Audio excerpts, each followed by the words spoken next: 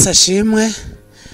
Imana yacu ikomeze guhabwa icyubahiro, kandi niyo izi icyubahiro kikwiye, kuko twebwe hari igihe tugira ngo tuyihaye icyubahiro nyamara ugasanga ni icyubahiro twebwe ubwacu twibwiye ko kiyikwiye,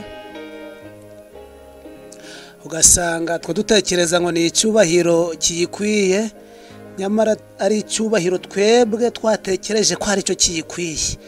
Ikomeze guhabwa icyubahiro kiyikwiye. Rero nge tugiye kuganira mu cyigisho gitoya, nitwa Bagirinshuti Pierre, Halelua.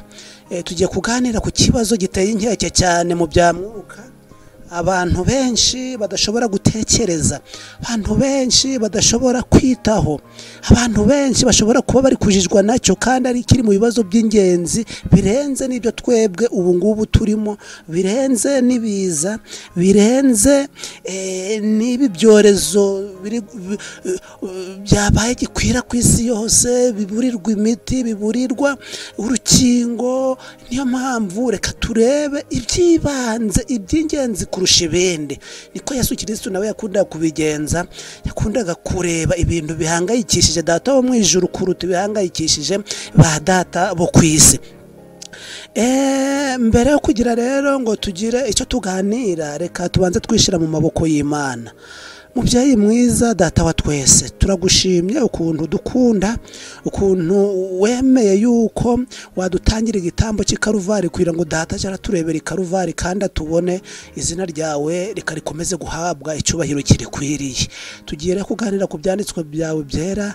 Mubyeyi mwiza, igisubizo kibe cyangwa se kigaragaze yuko twanditswe mu bitabo byawe byo mu ijuru. Reka tukunezerwe cyane, kandi aricyo kintu wavuze ko kigomba kujya kidutera umunezero mu byiza tunyuramo ndetse no mu bibi. Reka muri uyu mwanya utwizeze kandi utwiringize kubwo ijambo ryawe yuko twanditswemo, ubu ugiye kuzahamagara abakwemeye n'abakwizeye by'ukuri, natwe uzaduhamagare kandi tuzakwitabe. Ibyo tugusabye mu izina rya Yesu, amen. Hari ibibazo byinshi biteye inkeke, hari ibibazo byinshi abantu benshi bakagombye gutindaho cyane. Ibyo bibazo bifatwa nk'ibibazo, ariko nituja mu byanditswe murasanga ari igisubizo cyacu kiri ariho twakagombye gutinda cyane. Ubu ngubu turi mu miryango, ubu ngubu abenshi bari kuba mu miryango igihe kirekire n'imiryango yabo. Nyabune kandi abasabye nanjye munsabire kugira ngo abariho dutinda, kuko n'ibyanditswe byarahatinze cyane. Reka dusome isomo rimwe riboneka mu gitabo, mu rwandiko Petero yanditse, mu rwandiko rwa mbere rwa Petero igice cya 4:17, ngo kuko igihe kigiye gusohora urubanza rukabanziriza mu b'inzu y'Imana, ngo ariko se niba rubanziriza kuri twe, iherezo ry'abatumvira ubutumwa bwiza bw'Imana rizamera rite? Imana ubwo igiye gutangira cyangwa se ubwo yatangiye urubanza, ntabwo abantu benshi bazi ko n'urubanza rwatangiye. Reka tukibukiranyeho, urubanza rumaze imyaka irenga 100. Reba nayo guhera mu 1844 urubanza rutangiye. Petero we yabivuze mbere, ari kuvuga ati niba mu 1844 urubanza rugiye kuzahera mu b'inzu y'Imana, abatumvira ubutumwa bwiza bizagenda bite? Ni ikibazo gikomeye, nyamara hagize umuntu ubigira ibye akabikurikirana, yasanga ari n'igisubizo gikomeye. Urubanza rugiye kuzahera mu bantu bose bavuze ko bubaha Imana. Sinzi igihe watangiriye kuvuga yuko uyubaha, sinzi igihe watangiriye kuvuga yuko uyemera, ariko urubanza rugiye guhera mu bantu bavuga yuko bemeye izina ry'Imana. Ese bizagenda bite niba rugiye guhera mu bitiriwe izina ry'Imana? Reka dukurikizeho ibyahishuwe 20:12. Haravuga ngo mbona bapfuye, abakomeye n'aboroheje bahagaze imbere y'iyo ntebe, nuko ibitabo birabumburwa, kandi n'ikindi gitabo kirabumburwa, aricyo gitabo cy'ubugingo. Abapfuye bacirwa imanza z'ibyanditswe muri ibyo bitabo zikwiriye ibyo bakoze. Ibitabo birabumburwa, n'ikindi gitabo kirabumburwa. ahangaha ntabwo abantu benshi bakunze gukurikirana aya makuru y'ibitabo, ntabwo abantu benshi bakunze gukurikirana amakuru y'ibyandikwa muri ibi bitabo. Niyo mpamvu muri aya masaha y'umugoroba twifuje yuko mwuka w'Imana ashimye yuko twakongera kwibukiranya ibi bitabo, imikorere yabyo n'abantu babyandikwamo, buri wese akisuzuma n'abagize umuryango we kugira ngo arebe igitabo yanditswemo, kuko umuntu wese wabayeho kuri iyi si, umuntu wese wabayeho kuri iyi si azagira igitabo muri ibi bitabo byabumbuwe, azagira igitabo yandikwamo. Reka twumve ubwo bwoko bw'ibyo bitabo, turebe imico y'abantu babyandikwamo, hanyuma wifatira umwanzuro, uko ijuru naryo riri gufata umwanzuro bitewe n'iyi mico iri kuranga abantu. Ntabwo byoroshye ariko birashoboka, ntabwo byoroshye ariko bibaho. Reka dushimire Imana yuko abantu benshi bakunze kwibaza ati ese nanditswe mu gitabo cyo mu ijuru, ese nanditswe ndiyo. Abantu bakunze gushidikanya bati ese naba ndiyo gute, naba naragejejweyo nande, byaba byarakozwe nande, byarakozwe gute? Yemwe n'umuhimbyi w'indirimbo ya 71 yaravuze ngo mbese nanditswemo ku mpapuro zera, ngo mu gitabo cy'ubwami, ngo mbese nanditswemo. Ukumva ko n'umuhimbyi w'indirimbo nawe yagize rwose igihe cyo gutekereza kuri ibi bintu, ubwo yibazaga ati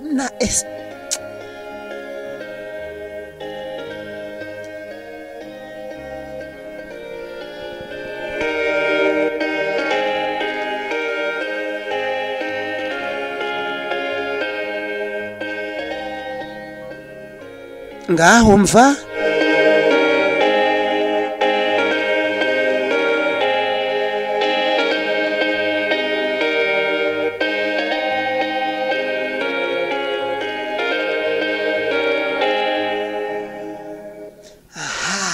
mbese nanditswemo ku mpapuro zera, nanditswemo mu gitabo cy'ubwami, nanditswemo.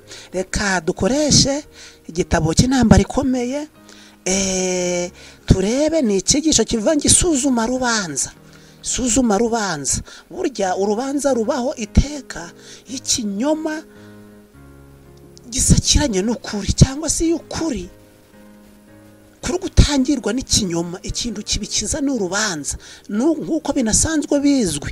Ikintu gituma urubanza rubaho nuko umwe aba yigira shasha mu bantu bahanganye, umwe avuga ati ikintu ni icyanjye, undi si icyanjye, n'undi ati ni icyanjye. Abo bantu rero iyo bahuye kugira ngo bisobanuke ni urubanza, kandi urubanza rugezweho ni ingingo ndetse n'ibimenyetso. Reka twumve rero uru rubanza ukuntu ruzasobanuka, buri wese harimo umuryango unyumva asobanukirwe n'igitabo yanditswemo, kuko igitabo yanditswemo ntabwo ari ukukigwaho,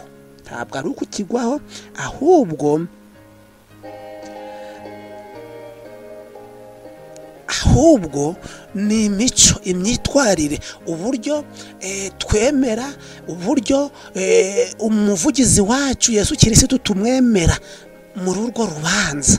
Kuko waba umwere ucirwa urubanza rw'ukuri umwere nyine, waba niyo uri mu makosa ucirwa urubanza agaragaza amakosa yawe. Niyo mpamvu imyitwarire yawe, icyizere waba wifitiye cyose, utekereza uti ese ni uruhe rubanza nzacirwa.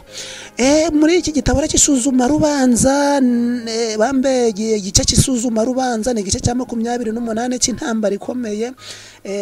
Isuzuma rubanza, buri wese areba ukuntu ari gusuzumwa, hanyuma narangiza kureba uko ari gusuzumwa, arebe koko niba ari amahirwe yo kugira ngo uru rubanza ruri gusuzumwa mu ijuru afitemo amahirwe akomeye mu ijuru. Rero biriya bitabo byavuzwe mu byahishuwe, biriya bitabo byavuzwe turaza kubisoma no mu ntambara ikomeye, paje ya 344.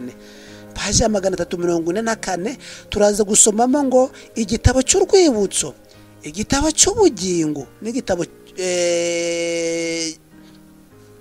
n'igitabo bereka ni ibitabo by'urwibutso, ibitabo by'ubugingo n'ibitabo by'ibyaha cyangwa se igitabo cy'urupfu. Ibyo bitabo nibyo tugiye kurebaho, turebe aho buri wese yaba ari. Reka dusome. Mu muhango wagiraga igishushanyo wakorerwaga mu buturo bwera bwo mu isi, ababaga baje imbere y'Imana bafite kwicuza no kwihana, kandi ibyaha byabo bigashyirwa mu buturo bwera binyuze mu maraso y'igitambo gitambirwa ibyaha, abo bonyine nibo bungurwaga n'umurimo wo ku munsi w'impongano. Muri ubwo buryo, mu munsi ukomeye wo guhongerera uheruka, ndetse n'urubanza rw'igenzura, ibyitabwaho gusa ni iby'ubwoko bw'Imana. Urubanza rw'abanyabibi rwo ni umurimo wihariye ndetse utandukanye n'uwo, kandi uzabaho nyuma yaho. Igihe cy'urubanza kirageze, kandi turubanjirije kuri twebwe ab'inzu y'Imana. None se ubwo rubanjirije kuri twebwe, iherezo ry'abatumvira ubutumwa bwiza rizaba irihe? Urubanza ubu ngubu rurimo mu ijuru rwatangiye mu 1844. Ikintu giherwaho muri urwo rubanza nuko urubanza rugiye guhera mu b'inzu y'Imana, babandi bavuga yuko bubasha Uwiteka, babandi bavuga kwemera Imana. Urubanza rugiye guhera kuri abo ngabo, naho urubanza rw'abakozi b'ibirwo ruzaba rworoshe. Bivuze ngo Imana niba iri kwandika abantu bayumviye, niba Imana ubu ngubu iri kwandika abantu yemera by'ukuri, abasigaye igihe bazazira hose bazaba basigaye nyine, bazaza nyuma. Reka twumve igitabo cya mbere, ibitabo by'urwibutso, cyangwa ibitabo by'urwibutso. Mu ijuru byanditswemo amazina n'ibikorwa byose by'abantu. Abantu bose bari mu gitabo cy'urwibutso n'ibikorwa byabo, bose bari mu gitabo cy'urwibutso ndetse n'ibikorwa byabo. Dukomeze muri icyo gitabo, muri kuri ya paje nambara ikomeye, avuga ngo mu ijuru ibitabo by'urwibutso mu ijuru byanditswemo amazina n'ibikorwa byose by'abantu bibereyeho guhamya imyanzuro y'urubanza. Umuhanuzi Daniyeli aravuga ati, imanza zirashingwa, ibitabo birabumburwa. Yohana wahishuriwe nawe ubwo yavugaga ibyo yongeye ati, kandi n'ikindi gitabo kirabumburwa, nicyo gitabo cy'ubugingo. Abapfuye bacirwa imanza z'ibyanditswe muri ibyo bitabo zikwiriye ibyo bakoze. Uri kubona ko muri iki gitabo ibikorwa byose by'abantu, ibyanjye n'ibyawe birimo, kandi abariho n'abasinziriye ibikorwa byabo biragaragara nabo ko birimo. Umuntu wese wabayeho, ibikorwa yakoze byose nimwo byandikwa. Ese twanditswe muri iki ngiki? Namwo turimo. Reka twihutire ku kindi gitabo, igitabo cy'ubugingo. Hamwe byari ibitabo, ariko ahandi haje igitabo cy'ubugingo. Cyanditswemo amazina y'abantu bose bagize uruhare mu murimo w'Imana mu bihe byose. Abantu bose bagize uruhare mu murimo w'Imana bari muri iki gitabo, kuva kuri Adamu kugeza kumva aya magambo. Niba waragize uruhare mu murimo w'Imana, urimo. Yesu yabwiye abigishwa be ati, mwishimire yuko amazina yanyu yanditswe mu ijuru. Mwishimire yuko amazina yanyu yanditswe mu ijuru, nkuko biboneka muri Luka igice ni icya 10. Igice ni icya 10 cya Luka. Reka tuhasome twumve. Luka igice cya 10, umurongo nuwa 20. Haravuga ngo, ariko ntimwishimire yuko abadayimoni babumvira, ahubwo mwishimire yuko amazina yanyu yanditswe mu ijuru. Ahangaha ni igihe Yesu yatumaga za ntumwa 70 zigaruka rwose mu by'ubu buzima, navuga ngo zari zemeje nk'uko abantu benshi babivuga, zari zemeje abantu, yemwe ngo n'amadayimoni yari yazitinye, ziza zibwira Yesu ibyo zimaze gukora, ziti rwose twemeje. Ariko Yesu arazibwira ati nubwo abantu babumvira, nubwo amadayimoni yabumvira, icyo ntabwo ari cyo cy'ingenzi. Ubu hari abantu bafite amahirwe yuko bari kumvirwa, hari abantu bumva ko bafite amahirwe yuko bari kwemerwa n'abantu bose, hari abantu bari gusenga ngo n'amadayimoni akagenda, abandi bari kurara bari gutitiriza maze ibintu bigakoreka. Ariko reka mvane inzira ku murima, niba izina ryawe ritari mu gitabo cy'ubugingo, igikorwa ukora kinarimo n'umusaruro, nta wundi uri inyuma. Ikintu Yesu yavuze kigomba kutunezeza nicyo. Naho ikindi baranyanga, barankunda, inkozi ibi niho abantu bakumva, niho bakwemera, tugize gutya. Izina ryawe ritari mu gitabo cy'ubugingo, ndakurahiye ntacyo byaba bimaze. Pawulo avuga iby'abakozi b'indahemuka bakoranye nawe ati amazina yabo yanditswe mu gitabo cy'ubugingo. Ubwo Daniyeli yitegerezaga igihe cy'umubabaro utigeze kubaho, yavuze ko abantu b'Imana bazarokorwa, umuntu wese uzasangwa yanditswe mu gitabo cy'ubugingo. Kandi umuhishuzi Yohana avuga ko abazinjira mu murwa w'Imana ari amazina yabo yanditswe mu gitabo cy'ubugingo cy'umwana w'intama. Kumva ko rwose abantu bazagira amahirwe ni abantu amazina yabo yanditswe mu gitabo cy'ubugingo cy'umwana w'intama.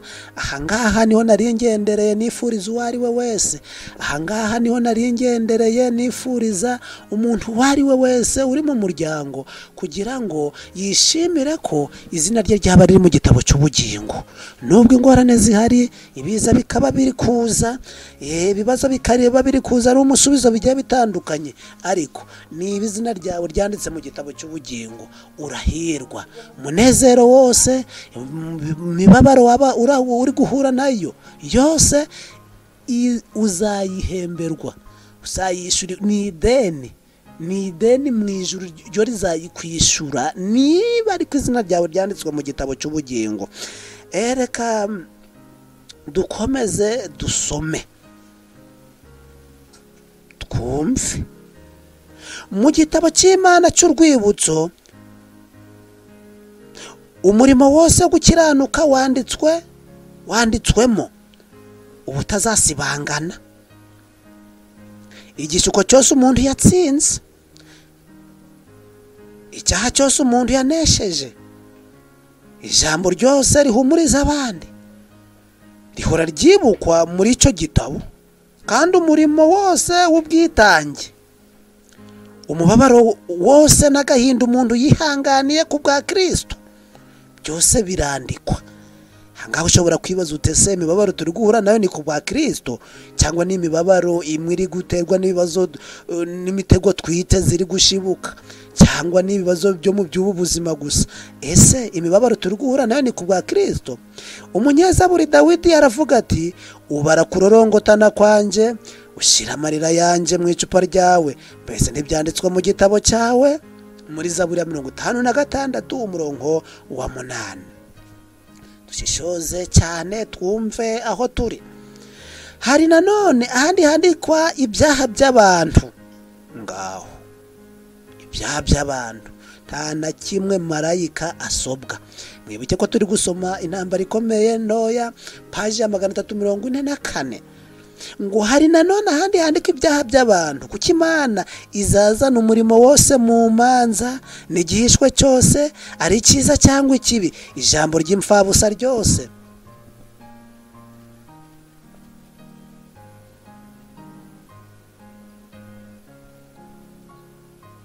Abantu bavuga bazaribazwa ku munsi w'amateka. umukiza nawe yaravuga ati amagambo yawe niyo azagutsindishiriza kandi n'amagambo yawe niyo azagutsindisha. Ibigambirirwa mu rwihisho muri iki gitabo cy'ibyaha,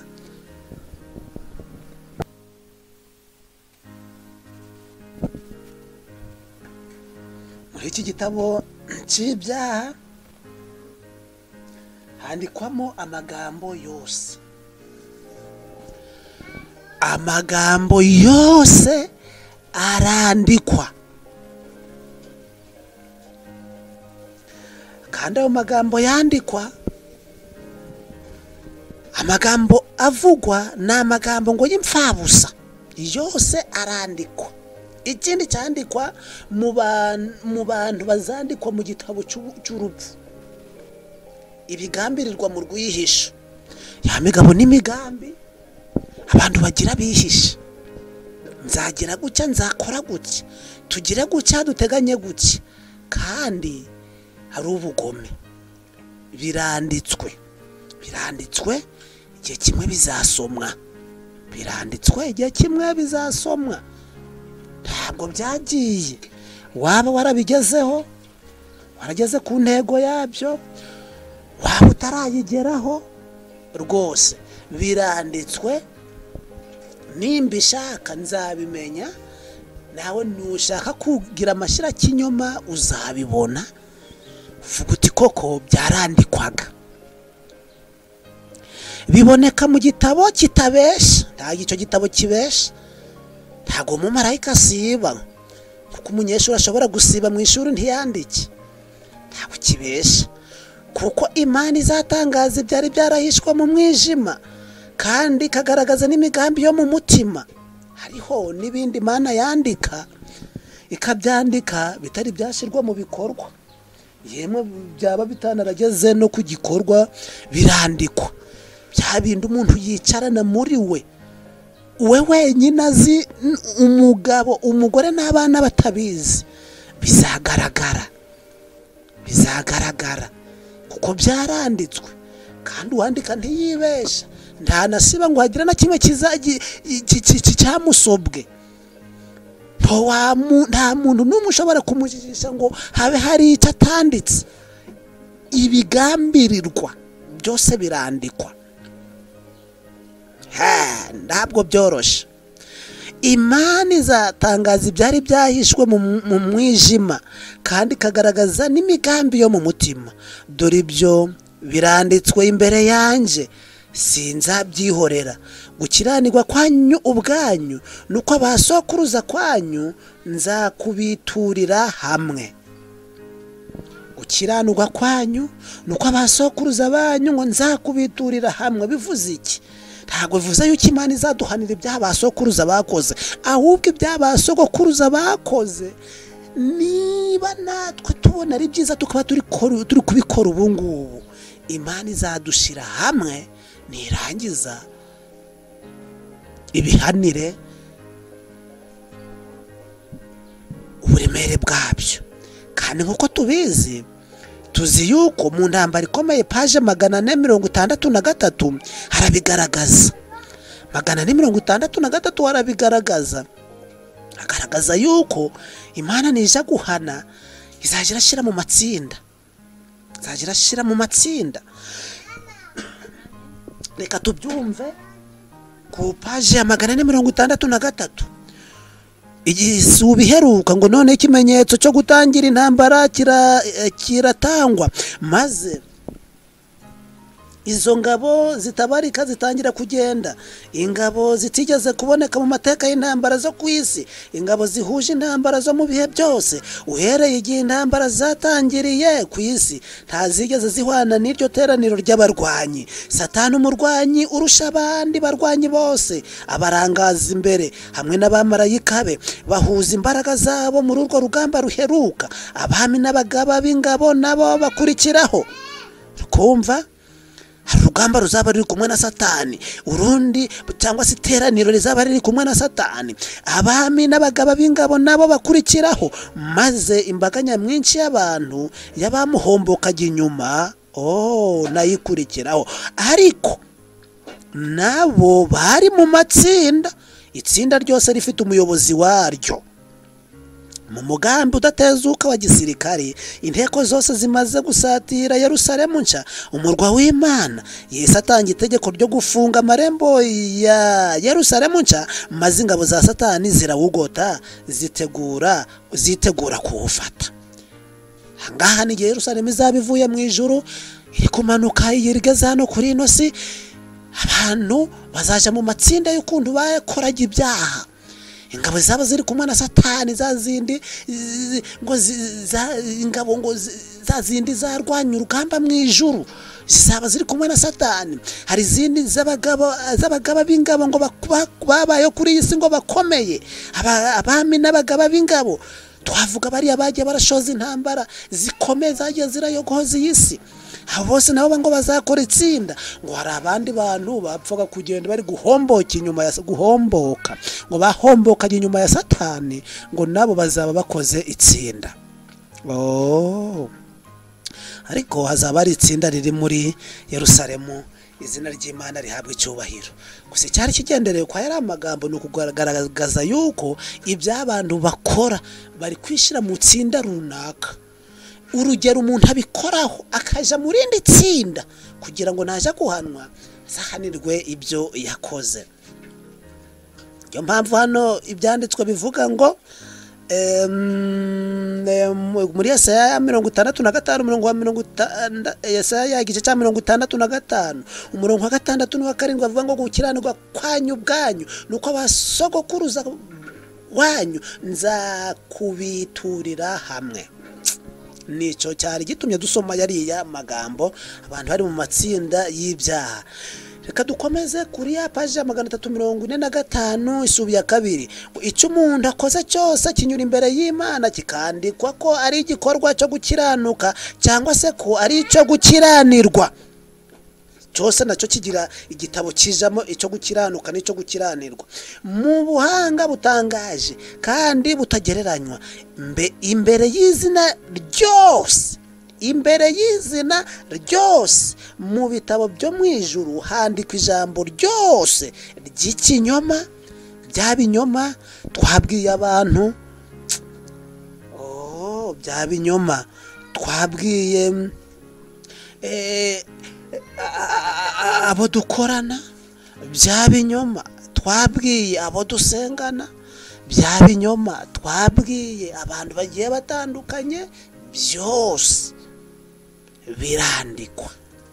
Ni ikibazo gikomeye cyane, ikibazo buri wese yakagombye gukurikirana.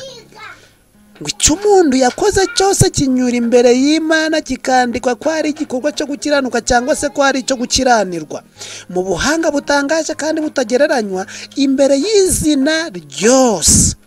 Ntabwo ari imbere y'izina ry'umuryango, oya ntabwo ari imbere y'izina ry'umuryango, imbere y'izina ryose. Mu bitabo byo mu ijuru handikwa ijambo ryose ry'ikinyoma. Ikindi cyandikwa umurimo wose wo kwikanyiza, ndabivuga, ndabikora,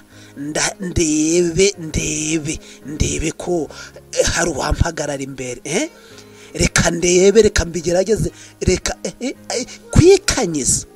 Inshingano yose itujujwe, bya bindi tuvuga ngo nahejo kandi byari iby'uwo munsi, byose birandikwa. Inshingano yose itujujwe n'icyaha cyose gikorerwa mu rwihisho. Ubu hari ibyaha byinshi bikorerwa mu rwihisho abantu benshi batazi, ariko byandikwa nkaho biri ku mugaragaro. Imiburo yoherezwa n'ijuru, ngo ramubwiriza ntacyo yadumfashaho, ko ramwigisha ngo ntabwo akunze kumfasha, ngo nje mbona ntacyo yamarira, ngo kwija ngo kumureba singo ndi kurebera ubusa. Ariko mu ijuru ho bari kuvuga ngo imiburo yoherezwa n'ijuru cyangwa gucyaha kwirengagijwe. Nyabuna ubwo Imana itanze agahenge abantu bakaba bari mu miryango, buri wese niyongera yisuzume n'umuryango we. Aho kwisuzuma habamo kuganya ngo corona ngo delta ngo gama, akaba ari by'abantu. kandi Imana iri kuvuga ngo umugabo isuzume ku mugore, mugore isuzume ku mugabo, babyeyi mwembe mwisuzume ku bana abanyu, murebe niba mutababangamira, murebe niba mutabatwaza igitugu. Inshingano yose imiburo yose yoherezwa n'ijuru cyangwa gucyaha kwirengagijwe, igihe cyapfushijwe ubusa, igihe cyapfushijwe ubusa, igihe cyapfushijwe ubusa nacyo kirabarwa, igihe cyapfushijwe ubusa nacyo kirabarwa.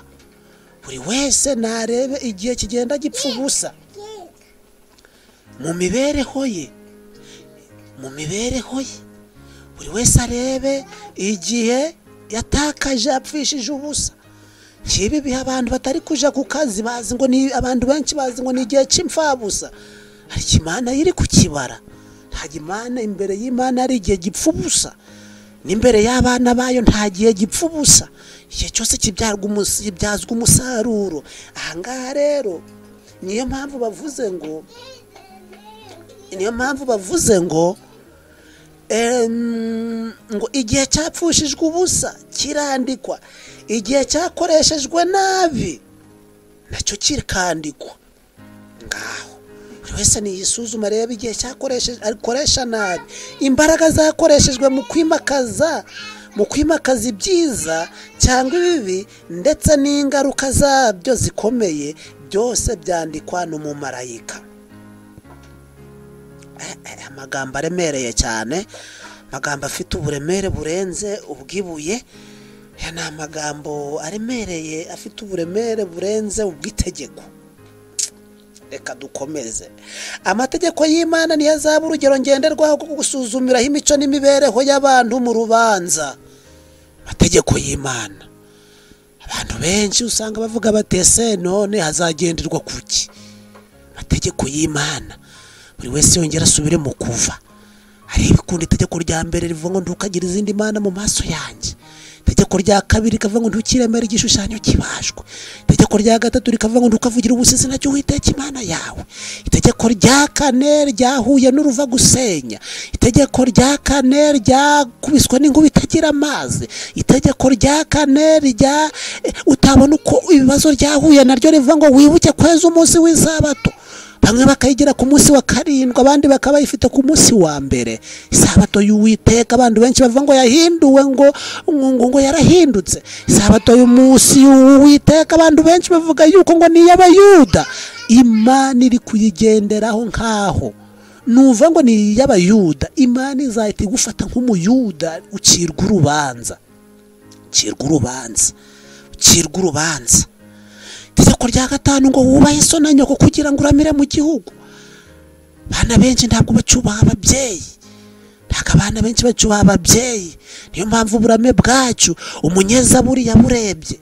Umunyezaburi yarebye uburame aratangara bwo mu minsi y'imperuka. Yarebye uburame bwacu aratangara arumirwa, ndetse nawe ubirebye wasanga ari uburame butabaho. N'uburame butabaho kuko n'uburame uhagereranya n'abatubanjirije. Adamu yaramye imyaka 630, Metusela aramye imyaka 690, aho mu gihe cya Nowa barama imyaka 540. Ariko wumva umunyezaburi ari kuvuga iby'uburame bw'abantu bica isabato, bagira izindi mana, bavugira ubusizi na Uwiteka, basenga ibishushanyo, batubaha ababyeyi, kubera ko ari ryo rigiye kugabanya uburame. Mwumve Zaburi ya 90 ngo iminsi y'imyaka yacu ni imyaka 70, ariko kandi nitugira intege nyinshi kagera kuri 80. Nyamara ibyiratwa byayo ni imiruho n'umubabaro, kuko ishira vuba natwe tukaba tugurutse. Nguko ngayo. Mu gihe abandi bagezaga ku myaka 600 na 700 na 800, twebwe ngo igihangange ni 70.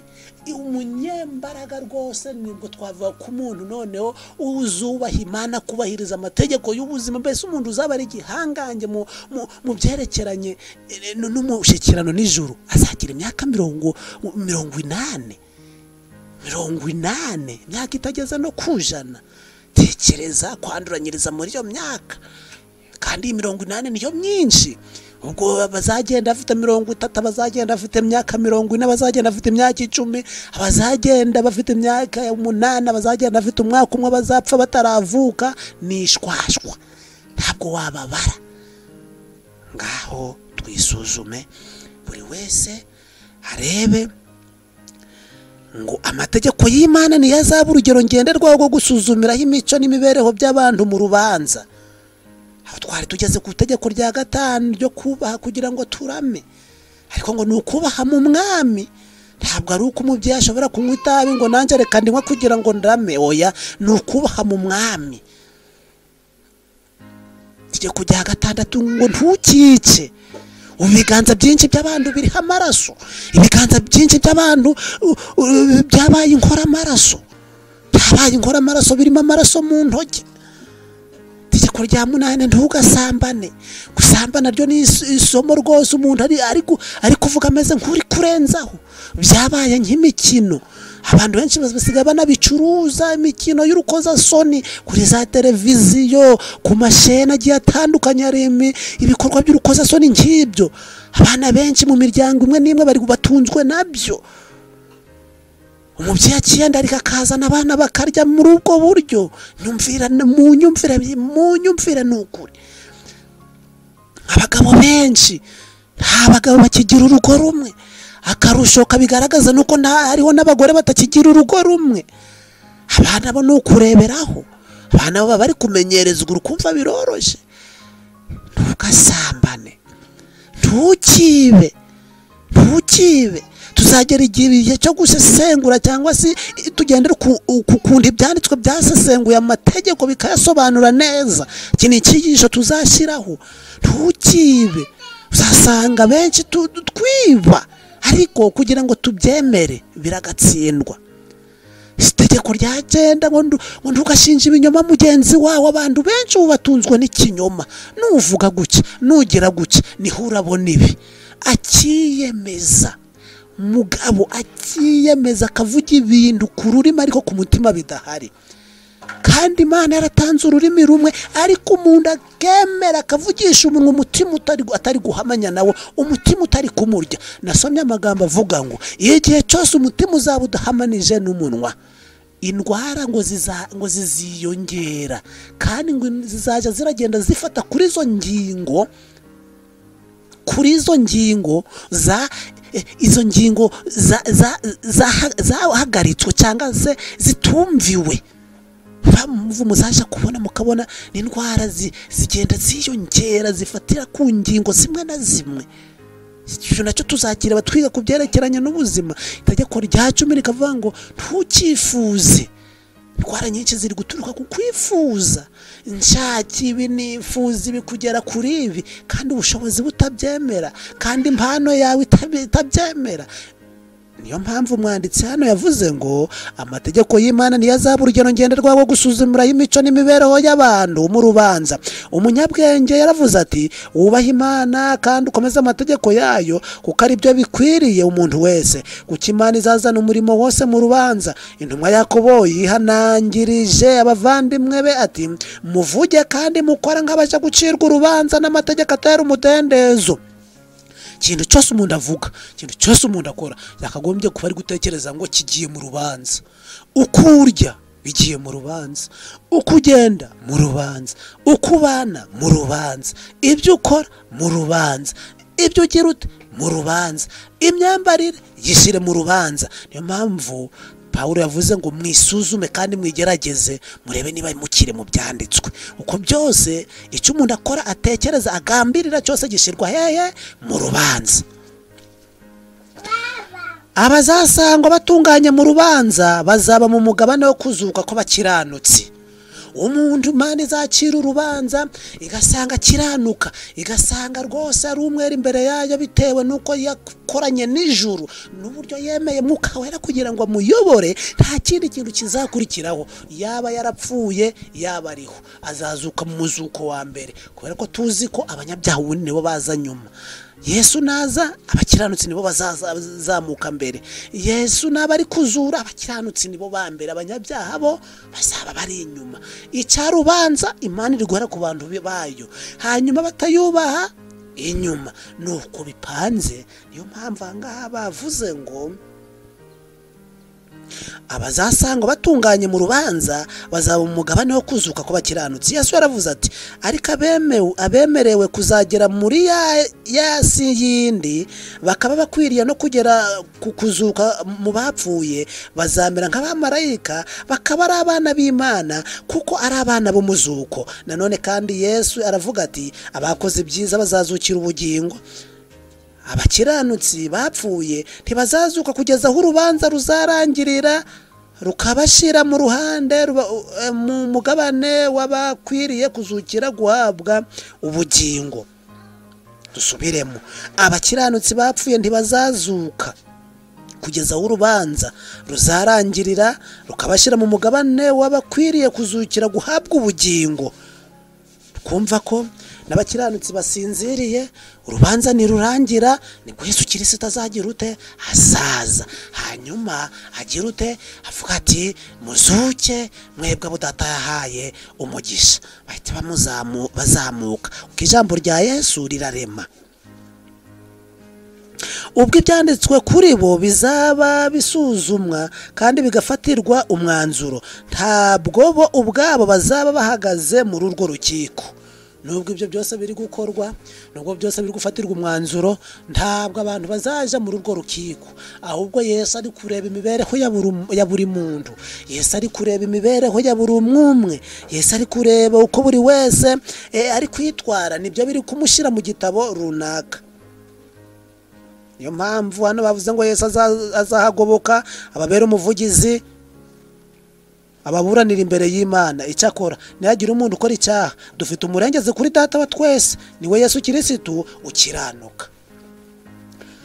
Niba uzi ko hariho gutandukira, umurengezi, umuvugizi aracyari mu ijuru, umuvugizi aracyari mu ijuru. Ariko niba utabyitaho ni ikibazo gikomeye. Ngo ubwo ibitabo by'ibyanditswe ku bantu byabumburwaga, imibereho y'abantu bose bizeye igaragazwa imbere y'Imana, ahereye ku babanjirije abandi bose kuba ku isi. Umuvugizi wacu yerekana iby'ibisekuru byose byagiye bikurikirana, maze asoreza ku bakiriho.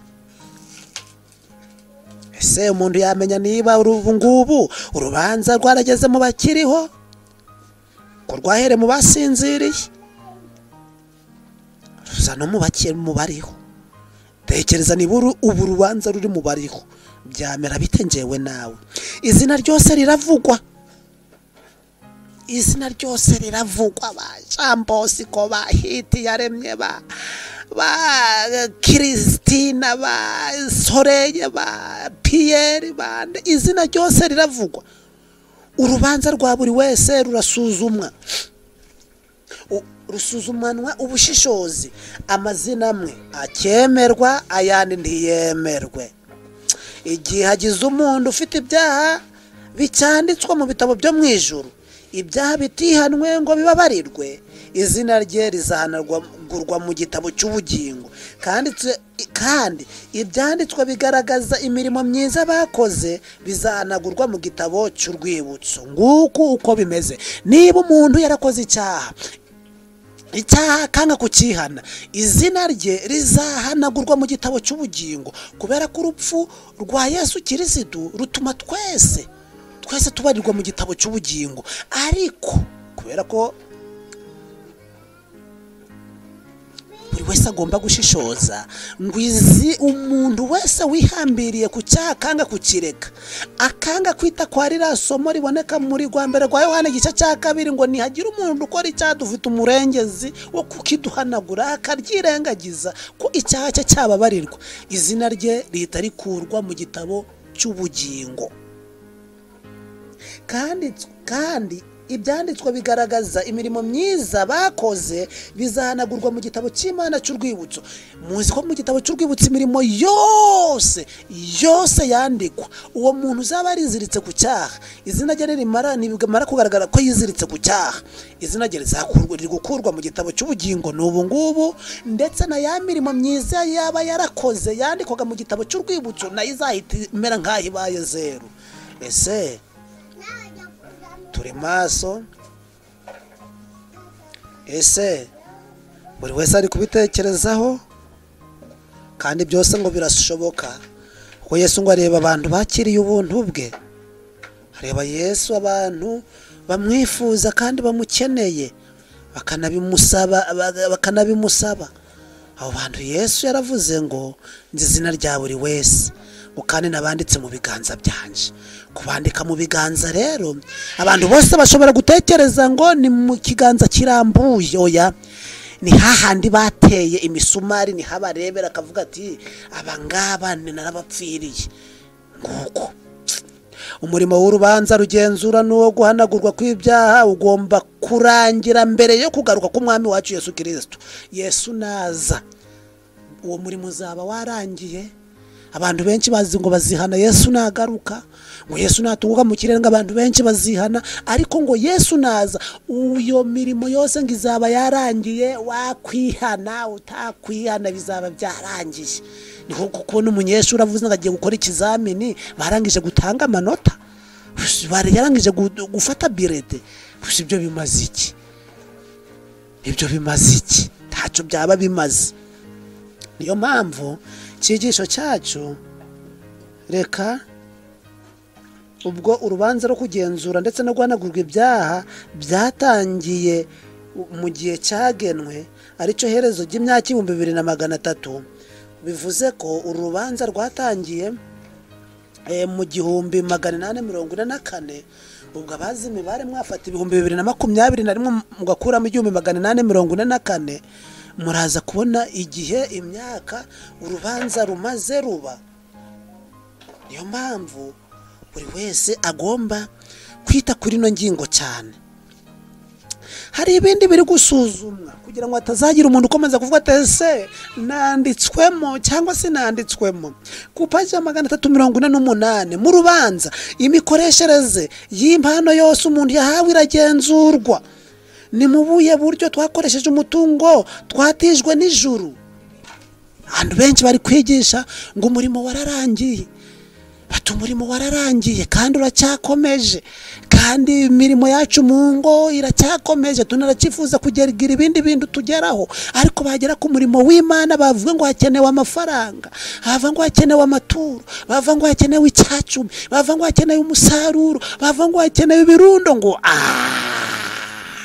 ubwo ibyo byose umuntu yabibona ngo umurimo wararangiye. Ariko hano bari kuvuga ngo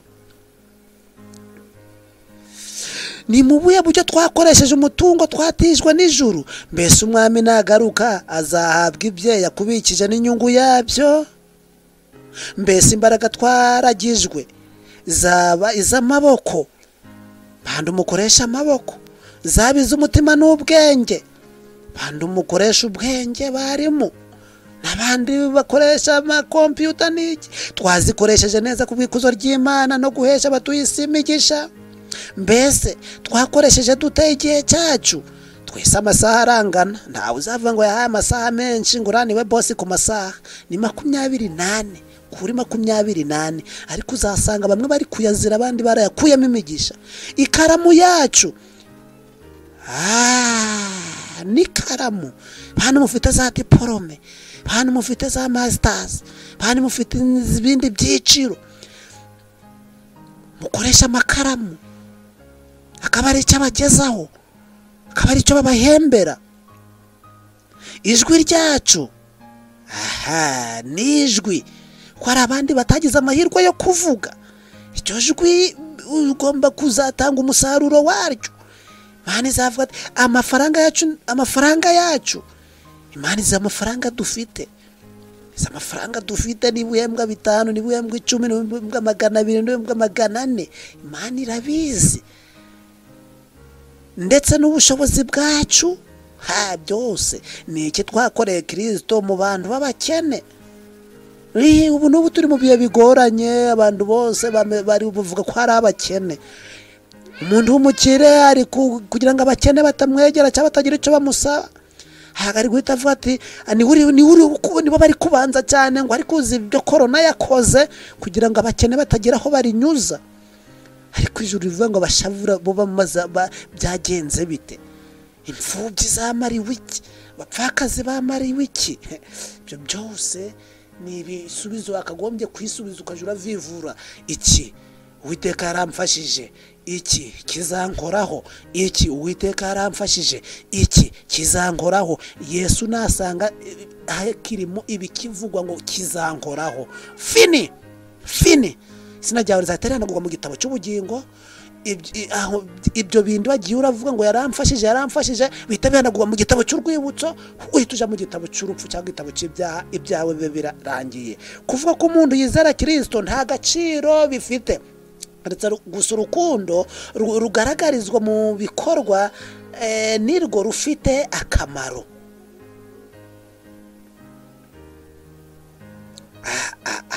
Reka dusoreze kuri iki gice. Biraryoshye cyane kuko n'ibintu bitureba. Nyamara urukundo rwonyine nirwo ruhesha agaciro igikorwa cyose mu maso y'Imana. Ikintu cyose gikozwe gikomotse ku rukundo, uko cyaba ari gito kose mu mibereho y'abantu, Imana iracyemera kandi kagitangira impongano.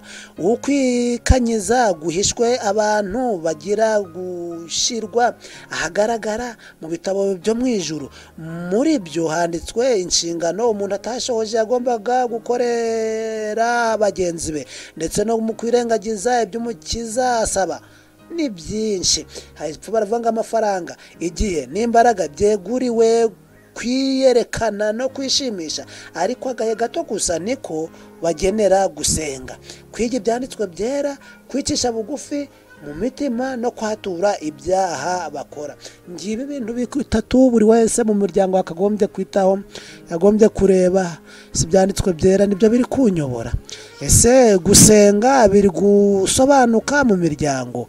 Ese igihe dufite turi kwaturamo ibyaha kugira ngo hatazagira icyaha gisangwa mu butura bwera bwo mu ijuru? Munsabire nanjye mbasabire kugira ngo amazina yacu yandikwe mu gitabo cy'ubugingo. Igihe umuhimbyi w'indirimbo ya 71 avuga ngo mbese nanditswemo, tuzanezerwe, tuzishimire yuko twanditswe mu gitabo cy'ubugingo. Reka rero njyewe nawe twishimire yuko twanditswemo kubw'amaraso ya Yesu Kristo. Birashoboka kubwo kwihana ibyaha byacu byose, birashoboka kwiga ibyanditswe byera ndetse no gusenga, birashoboka. Izina ry'Imana reka rikomeze guhabwa icyubahiro mu miryango yacu, ngo Yesu Kristo agiye kuzagaruka twese tuzamwitabe ngo karame, ngo iyo twategereje atuzaniye agakiza. Reka rero dusoreze icyigisho cyacangaha, dusoreshe n'isengesho. Mubyeyi mwiza, Data wa twese, turagushimye. Tugushimiye yuko uturondoreye byose bigomba kwandika mu gitabo cy'ubugingo, igitabo cy'urwibutso n'igitabo cy'ibyaha. Turagusabye kubera igitambo dutambika Karuvari ngo amazina yacu akomerezwe mu gitabo cy'ubugingo, kandi bizashoboka nitwemerera Mwuka w'Imana akakomeza akatubwira uko tugucumuraho, akakomeza akatubwira uko ibyaha byacu bimeze imbere yawe, maze akadufasha kumasha mu kubicikaho. Reka Mwungeri mwiza udushoboze, tugirire neza kugira ngo tujye turakomeza kugira umunezero, nubwo ibihe byaba bigoye, nubwo ibihe byaba bikomeye cyane, dukomeze kujya turanezerwa yuko amazina yacu ari mu gitabo cy'ubugingo. Nibyo nsabira abanyumva, nibyo nisabira njyewe ubwanje n'abanje, mu izina ryiza rya Yesu Kristo, amen.